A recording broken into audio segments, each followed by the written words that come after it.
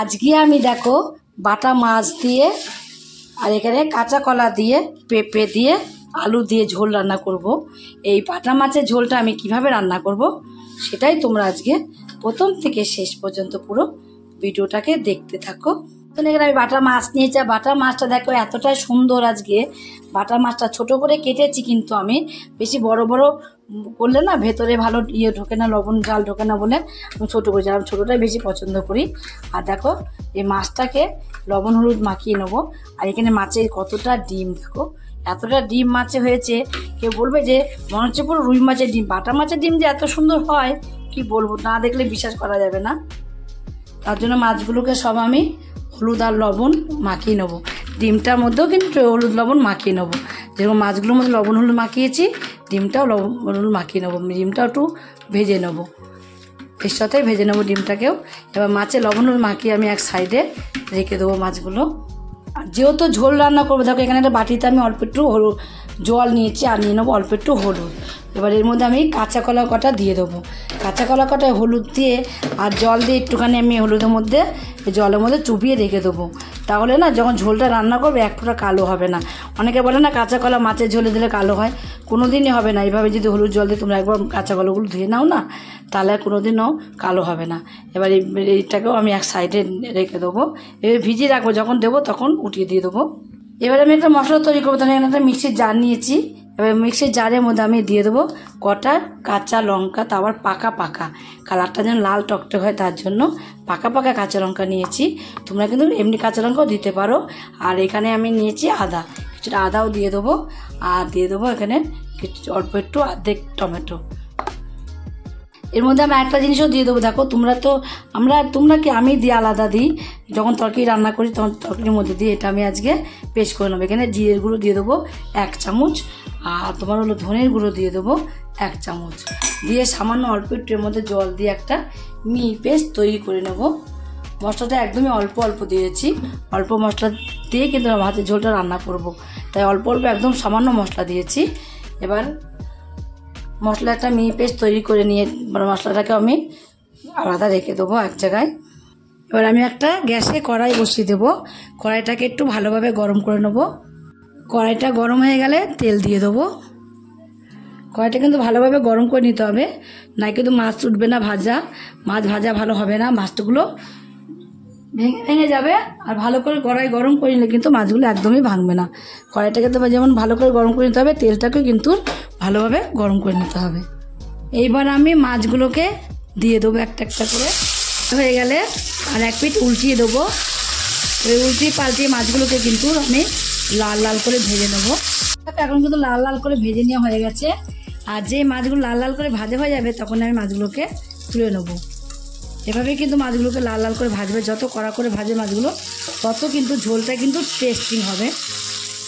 তুলে নিয়ে বাকি যেগুলো আছে সেগুলোকে কিন্তু আমি একই রকম করে ভেজে নেবো। আর যে ডিমটাকে রেখে দিয়েছি দেখলে তোমরা, ওই ডিমটাও কিন্তু আমি ভেজে নেবো। সব ভেজে তুলে নিয়েছি। এখন দেখো যেই তেলটা আছে এই তেলেই কিন্তু আমার রান্নাটা পুরো কমপ্লিট হয়ে যাবে।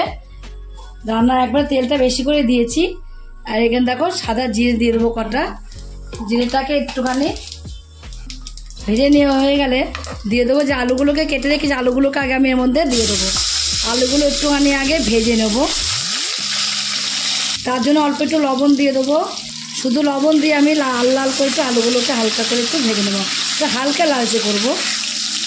একটু হালকা করে কিন্তু লাল লাল করে ভেজে নিয়েছি। এবার আমি এর মধ্যে দিয়ে দেবো যে কাঁচকলাগুলোকেও দেবো। আবার আমি পেঁপেটাকেও দেবো। পেঁপে আর কাঁচকলাটা একটু পরে দেবো। পেঁপে আর কাঁচকলাটাকে কিন্তু বেশি ভাজবো না, তার জন্য কিন্তু আমি আগে লাল লাল করে আলুগুলোকে কিন্তু ভেজে নিয়েছি। আলুগুলো লাল লাল করে কিন্তু ভাজতেই হবে। আর পেঁপে কাঁচকলাটা হালকা করে একটু ভাজলেই হয়ে যাবে। তাই এখন আমি পেঁপেটা কাঁচকলাটাকে একটু হালকা করে ভেজে নেব। তার জন্য এবার আমি দিয়ে দেবো আবার একটু লবণ, আর দিয়ে দেবো এর মধ্যে আমি অল্প করে একটু হলুদের গুঁড়ো। লবণ আর হলুদের গুঁড়ো দিয়ে এবার সব সবজিগুলোকে আমি একটু ভেজে নেব। এই আলু কাঁচকলাগুলো কিন্তু আমি একটু ভেজে নিয়েছি। ভেজে নেওয়ার পরে এবার আমি এখানে যে মশলাটাকে মিক্সি জারে করে রেখে দিয়েছিলাম সেই মশলাটাকে আমি দিয়ে দেবো। নিয়ে মশলা জারটাকে ধুয়ে সেই জলটাও আমি এর মধ্যে দিয়ে দিয়েছি।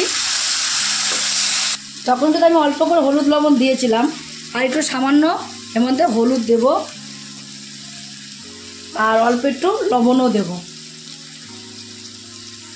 আর দেবো অল্প করে এখানে আমি লঙ্কার গুঁড়ো দেব।